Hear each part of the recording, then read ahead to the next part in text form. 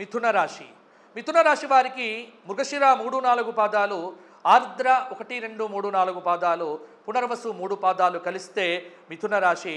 ఆదాయం 5, వ్యయం 5, రాజ్యపూజ్యం 3, అవమానం 6.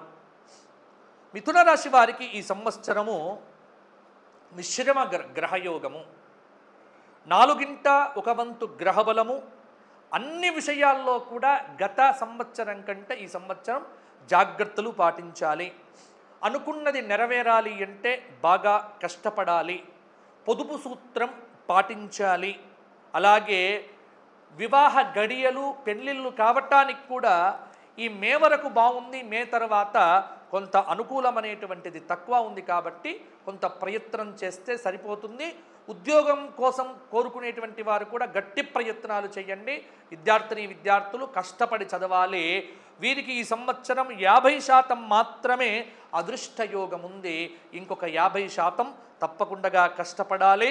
తరచూ గోసేవ చేయటము, అలాగే ప్రతిరోజు రామరక్షా స్తోత్ర పారాయణం చేయటము, శివాభిషేకం చేసుకోవటం వల్ల మిథున రాశి వారికి బాగుంటుంది.